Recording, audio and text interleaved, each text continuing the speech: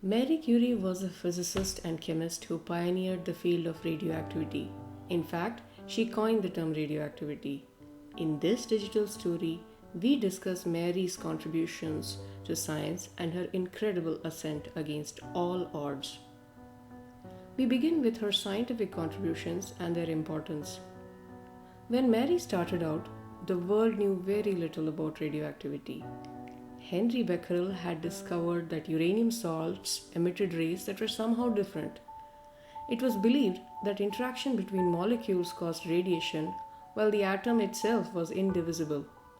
Marie disagreed and hypothesized that radiation originated from within the atom. Her other scientific contributions included the discovery of two new elements, radium and polonium. She separated polonium and isolated radium from a mineral called pitchblende. She also discovered that thorium was radioactive. She was also a pioneer in nuclear medicine, announcing after investigation that tumor forming cells were destroyed faster than the healthy cells when exposed to radium. For her contributions, Marie received Nobel Prizes, becoming the first person to win two Nobel Prizes and remains the only person to win in multiple sciences. She was also a humanitarian from an early age. As a teenager, she taught the underprivileged even though she herself faced financial struggles.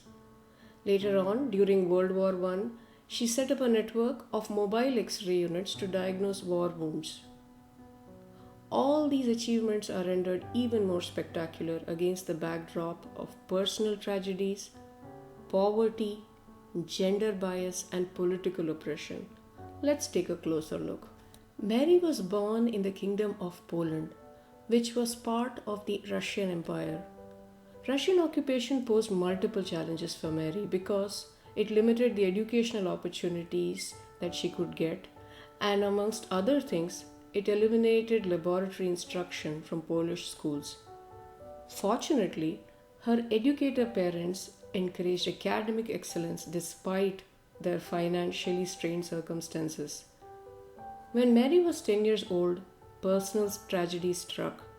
Her mother succumbed to tuberculosis following an older sister who had died of typhus a few years prior. Mary stayed focused and excelled academically, finishing her school at 16 with a gold medal. However, her higher study options were limited.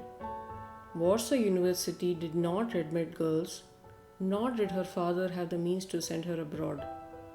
Undaunted, she made a pact with her sister Bronya. Mary would help pay for her sister to study in Paris. Bronya would then return the favor later. Mary took up a string of jobs. At the same time, she also joined the underground flying university in Poland, which conducted classes in secret locations to escape the Russian authorities.